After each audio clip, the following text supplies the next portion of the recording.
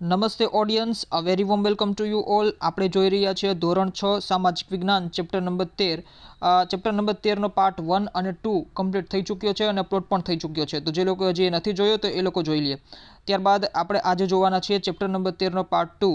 But તે પહેલાં વાત કરીએ કે જીપીએસસી 2022-23ની જે એક્ઝામ હતી, પ્રિલિમ્સની એક્ઝામ, એ કમ્પ્લીટ થઈ ચૂકી છે. અને એમાં તમે જુઓ તો અત્યાર સુધી મેં જેટલા પણ લેક્ચર્સ અપલોડ કર્યા છે, બરાબર છે, ધોરણ 6 સામાજિક વિજ્ઞાનના જેટલા પણ લેક્ચર્સ અપલોડ કર્યા છે, એમાંથી ઘણું બધું આઉટપુટ તમને જાણવા મળેલું છે.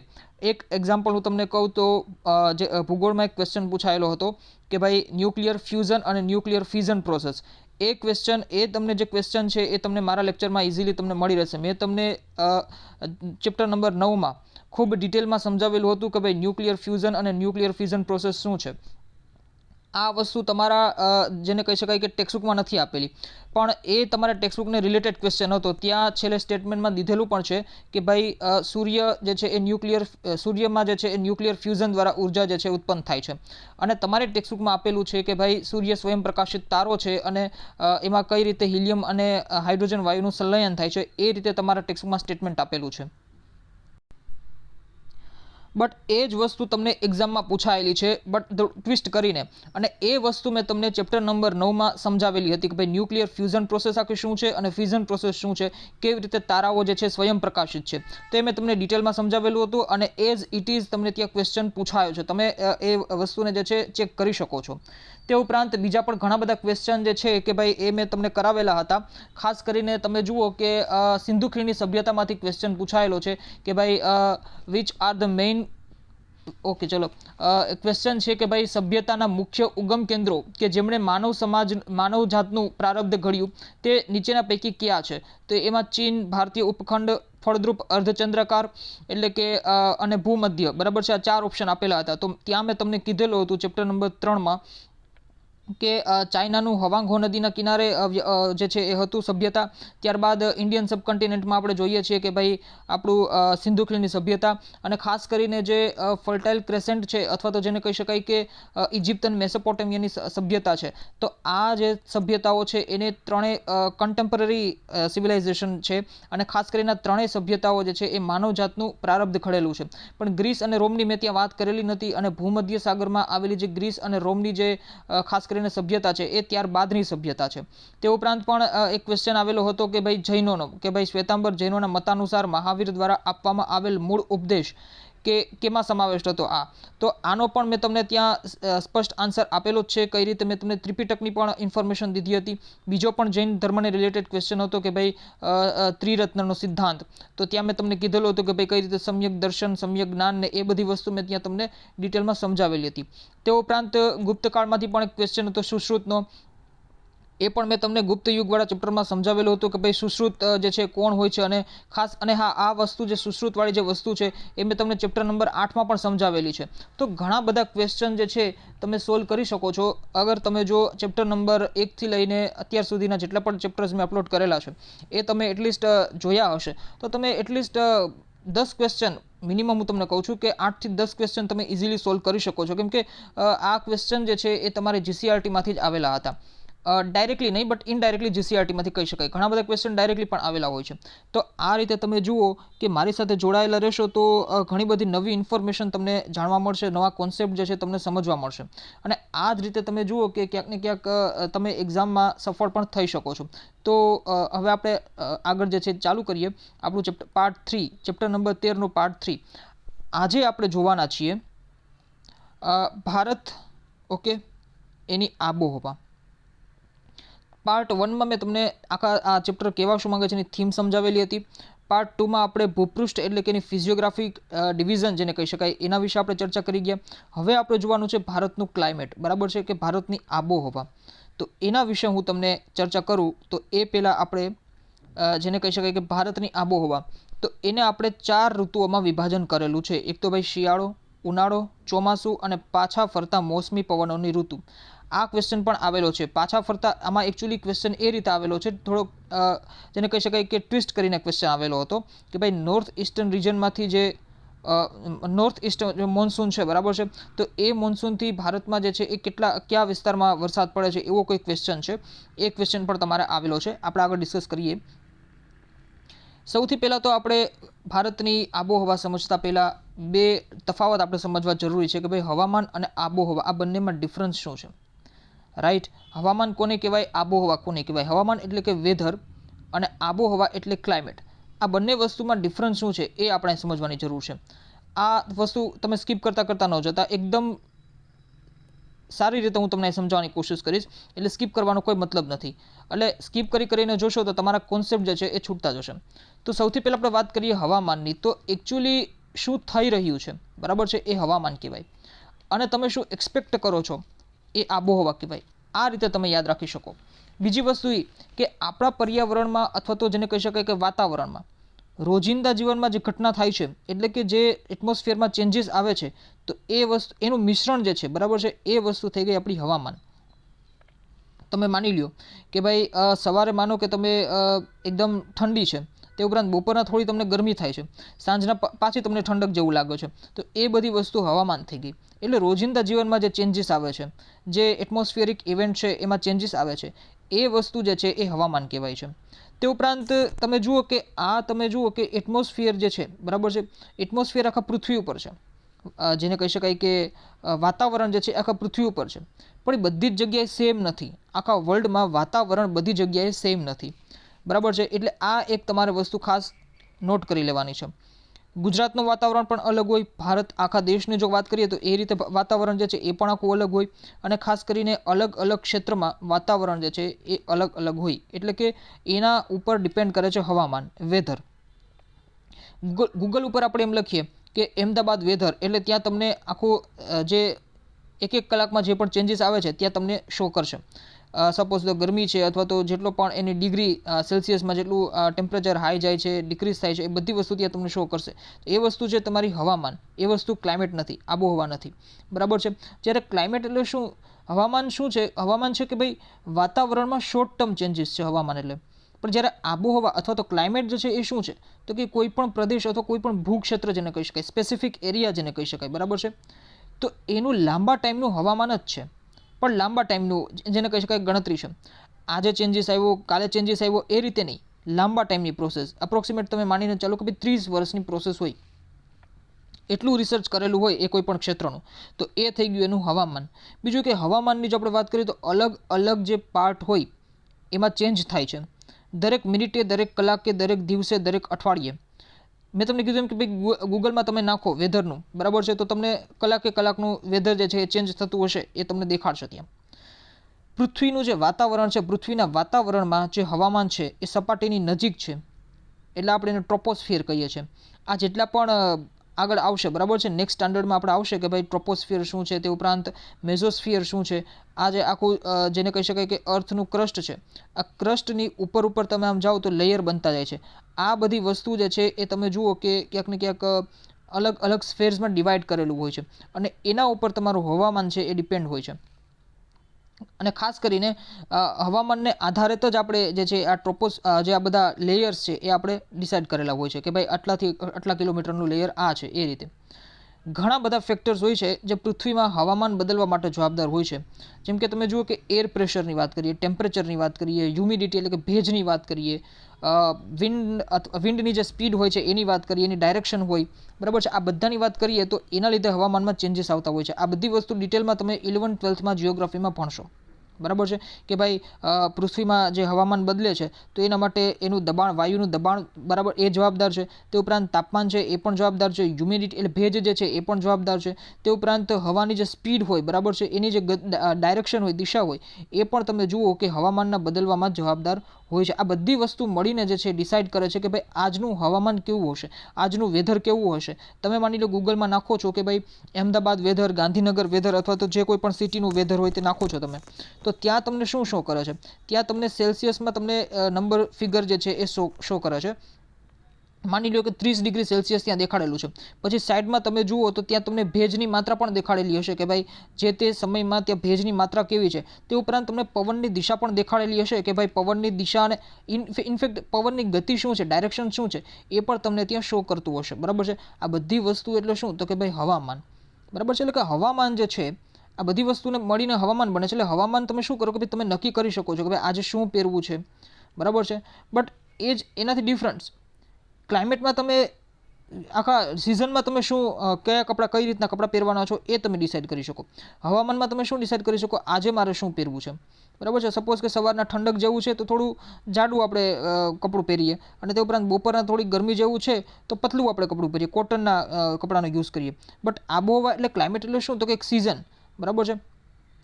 સિઝન પણ કહી શકો, અને અથવા તો કોઈ પણ ક્ષેત્રની ક્લાઇમેટ જે છે એના મુજબ પણ અકોર્ડિંગ પણ તમે કહી શકો. સપોઝ કે યુએસએ છે, અચ્છા ચલો કેનેડાનો આપણે એક્ઝામ્પલ લઈએ. કેનેડા છે તો ત્યાં ખૂબ જ ઠંડો પ્રદેશ છે, એટલે એનું ક્લાઇમેટ જે છે એ ઠંડુ છે, બરાબર છે.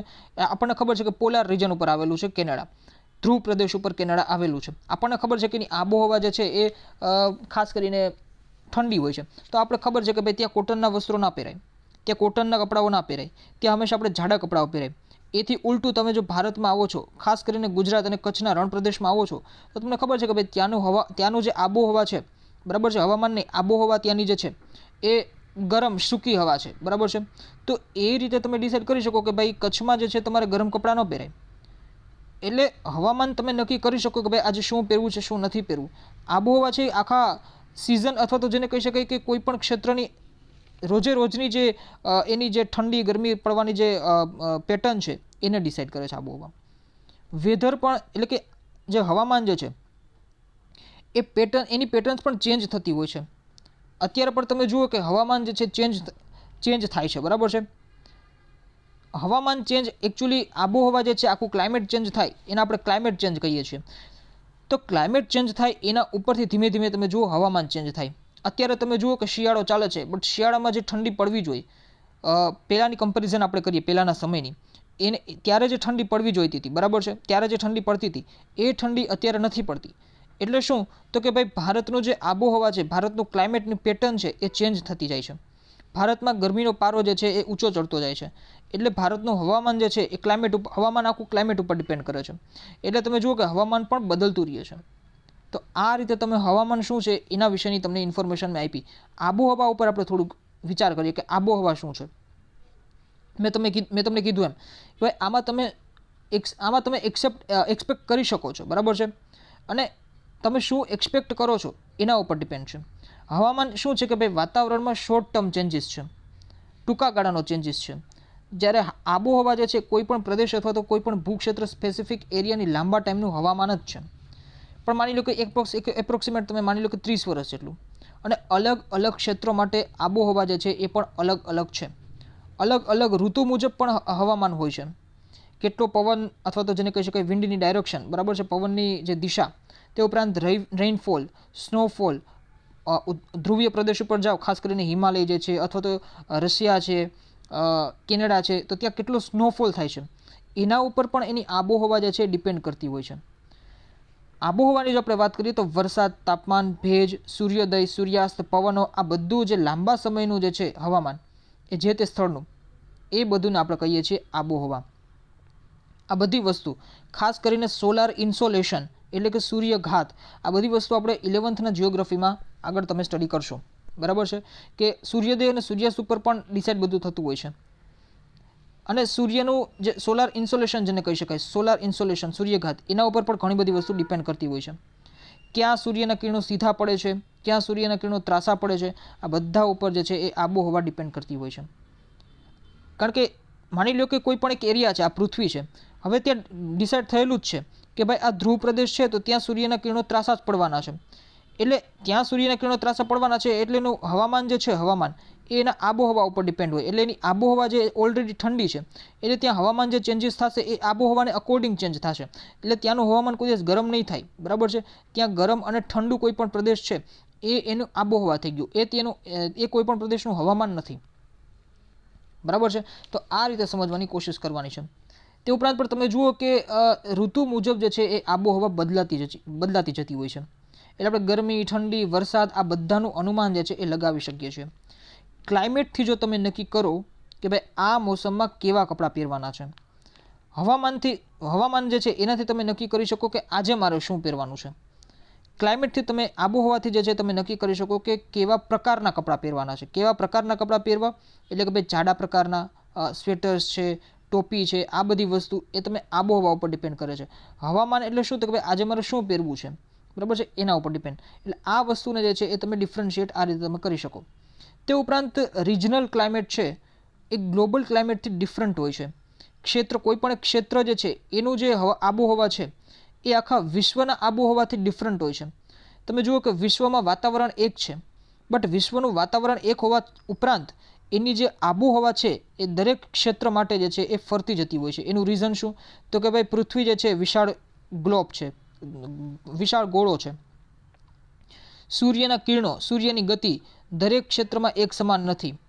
અને ક્યાંક જે છે એ ધ્રુવ પ્રદેશો આવેલા છે ઉપર, ક્યાંક જે છે સમશીતોષ્ણ પ્રદેશો આવેલા છે, ક્યાંક તમે જુઓ વિષુવવૃત્ત પ્રદેશો આવેલા છે, ક્યાંક મહાસાગરની નજીક જે છે અમુક ભૂક્ષેત્રો આવેલા છે.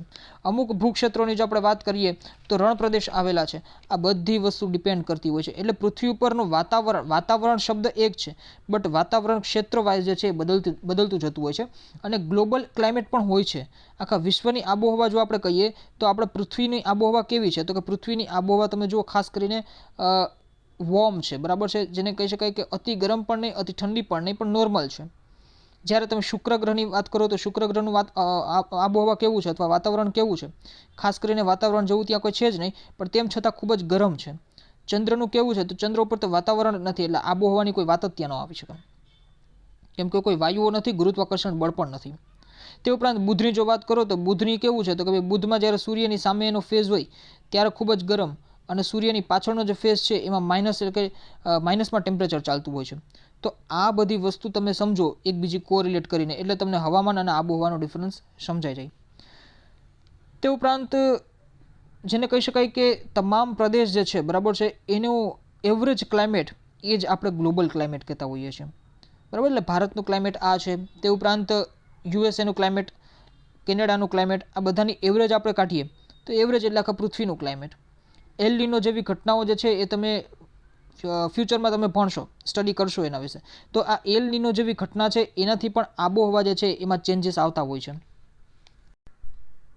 અને ખાસ કરીને એલ નીનો, લા નીનો, આ બધી ઘટનાઓ જે છે એ ખૂબ જ ઇમ્પોર્ટન્ટ હોય છે, કેમ કે એના ઉપર આ બધું ઇન્ટરડિપેન્ડન્ટ છે. એલ નીનોની ઘટનાથી ભારતની આબોહવામાં, ભારતના હવામાનમાં શું ફેર થાય છે ને એ પણ તમે ત્યાં ડિટેલમાં ભણશો. અને આ જે તમારી એક્ઝામ છે એમાં ક્વેશ્ચન્સ જ આ રીતના હોય છે, બરાબર છે. એટલે આ બધી વસ્તુને સમજવી પણ, ઘટનાઓને સમજવી પણ ખૂબ જરૂરી છે. અને અત્યારે જે ક્લાઇમેટ ચેન્જ થાય છે એ પૃથ્વીનું વાતાવરણ ગરમ થવાને લીધે થાય છે. તે ઉપરાંત તમે જુઓ કે પોલ્યુશન છે, ડિફોરેસ્ટેશન છે, એટલે કે જંગલોનો જે નાશ થતો જાય છે અત્યારે, આ બધી કન્ડિશન જે ક્રિએટ થાય છે એના લીધે તમે જુઓ કે આખા ગ્લોબનો, પૃથ્વીનો જે આખો ગ્લોબ છે એનું ક્લાઇમેટ ચેન્જ થાય છે, એનું હવામાન જે છે એ બદલતું જાય છે. આ બધી વસ્તુને લીધે ક્યાંક ને ક્યાંક તમે જુઓ કે આબોહવા ચેન્જ થશે એટલે બધા જ ક્ષેત્રોનું હવામાન જે છે એ પણ ચેન્જ થશે. અત્યારે તમને એક એક્ઝામ્પલ થ્રુ સમજાવું કે સપોઝ કે સવારે ખૂબ જ ઠંડી હોય છે, બપોર પડતા આપણને ખૂબ જ ગરમી થાય છે, પાછું સાંજ પડે તો થોડી આપણને ઠંડક જેવો ફીલ થાય છે. ઘણી વખત એવું થાય કે જ્યારે એકદમ નોર્મલ તડકો હોય પણ છતાં પણ આકાશમાં જે છે એ તમે જુઓ કે વાદળા અચાનક ઘેરાવા માંડે, અને ખાસ કરીને આપણને એવું થાય કે ભાઈ હમણાં થંડર સ્ટોર્મ અથવા તો જેને કહી શકાય કે વીજળી જેવી ઘટનાઓ બધી ચાલુ થશે. તો આ બધી વસ્તુ શું છે?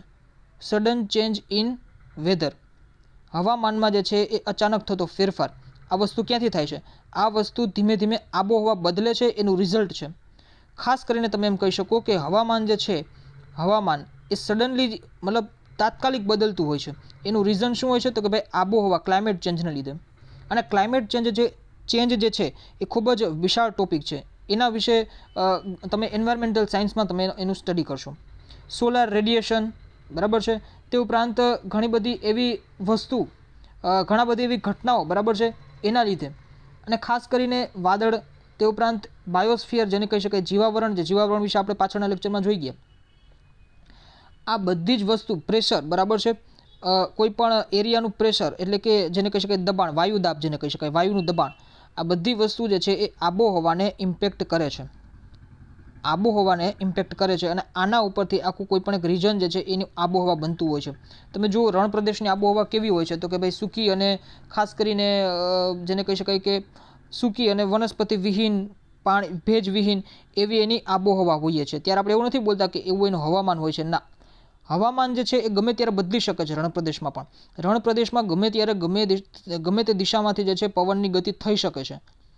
બરાબર છે. પણ હવે તમને કોઈ એમ કહે કે ભાઈ રણ પ્રદેશની જે છે એમાં વરસાદ પડે છે, બરાબર છે, અથવા સોરી જેને કહી શકીએ કે રણ પ્રદેશમાં જે છે એ વરસાદ પડે છે, તે ઉપરાંત વનસ્પતિ ઉગે છે, તો આપણે એમ કહીએ કે ભાઈ શું એના હવામાનમાં ચેન્જ થયો છે? હવામાનમાં કોઈ દિવસ એ રીતે ચેન્જ ના થઈ શકે. બરાબર છે. એની પાછળનું રીઝન પછી ક્લાઇમેટ ચેન્જ હોય. કાં તો જો ક્લાઇમેટ ચેન્જ થાય તો જે દિશામાં વરસાદને વરસવાનું હોય તે દિશામાં ના વરસે, અને જે દિશામાં એટલે ખાસ કરીને તમે ન્યૂઝપેપરમાં પણ જોતા હશો, ક્યાંક ગમે ત્યારે અતિવૃષ્ટિ થઈ જાય અને ક્યાંક ન પડવાની જગ્યા હોય ત્યાં અનાવૃષ્ટિ પડતી હોય છે. તો આ બધી વસ્તુ શું છે? તો એ બધી વસ્તુ ક્લાઇમેટ ચેન્જનો ટોપિક છે. એટલે હવામાન અને આબોહવાનો ટોપિક સમજવા માટે આ બધું એક્ઝામ્પલ હું તમને દઉં છું. બરાબર છે. તો ખાસ કરીને હવામાન અને આબોહવા વિશે ડિફરન્શિએટ કરતાં આપણે આજે શીખવું, અને આ વસ્તુ જે છે એ ખૂબ જ ઇમ્પોર્ટન્ટ રહેશે, જે તમારો નેક્સ્ટ ટોપિક છે ભારતની આબોહવા. ઓકે, અત્યારે આપણે અહીંયા સુધી રાખીએ છીએ, અને ખાસ કરીને જે લોકો ન્યૂ આસ્પિરન્ટ્સ છે, જે લોકોને રિયાલિટીમાં કોન્સેપ્ટ ક્લિયર થાય છે, એ લોકો પ્લીઝ કૃપા કરીને ચેનલને સબસ્ક્રાઇબ કરો, જેથી કરીને મને મોટિવેશન મળે. અને સ્કીપ કરતાં બિલકુલ જોવાનું ન રાખો. આજે મેં સ્ટાર્ટિંગમાં જ તમને એક્ઝામ્પલ દીધું કે કઈ રીતના આજના ક્વેશ્ચન્સ આવેલા છે. આપણા ખાલી ઓલમોસ્ટ તમે માનો કે 20 લેક્ચર હાર્ડલી જે છે હજી અપલોડ થયા છે, બટ 20 લેક્ચર્સ પણ જો તમે સારી રીતે જોયા હોય તો તમે 8 થી 10 ક્વેશ્ચન જે છે એ તમે સોલ્વ કરી શકો. હવામાન અને આબોહવા વિશેની મેં તમને ડિટેલમાં ચર્ચા કરી, સમજાવી દીધું, કોન્સેપ્ટ ક્લિયર કરાવી દીધું. આ જ ક્વેશ્ચન માની લો તમારી એક્ઝામમાં આવે છે, તો તમે ત્યાં ઇઝીલી તમે એને સોલ્વ કરી શકો. એટલા માટે લેક્ચર જે છે એને સ્કીપ કરતાં જોવાનું ટાળો, અને ખાસ કરીને લાઇક કરો જો તમને પસંદ આવે છે લેક્ચર તો, અને ચેનલને જે છે એ સબસ્ક્રાઇબ કરવા વિનંતી, અને બેલ આઇકન જે છે એને પ્રેસ કરવા વિનંતી, જેથી કરીને જેવો લેક્ચર અપલોડ થાય એવું તમને નોટિફિકેશન મળી રહે. અને તમે લોકો ખાસ કરીને લેક્ચરને સ્કીપ કરતાં જોવો છો, એટલા માટે હું લેક્ચરની જેને કહી શકાય કે રેન્જ છે, ટાઈમ છે, એ થોડું ઓછું કરીને આજે અપલોડ કરવાની કોશિશ કરું છું. બરાબર છે. જેથી કરીને તમે લેક્ચરને જે છે પૂરેપૂરો રીતે ન્યાય આપી શકો, જોઈ શકો. તો thank you so much for watching this lecture. મળીએ આપણે નેક્સ્ટ લેક્ચરમાં. જે નેક્સ્ટ લેક્ચર આપણો હશે એ હશે ભારતની આબોહવા ઉપર ડિપેન્ડન્ટ. ઓકે, તો thank you so much for watching this lecture.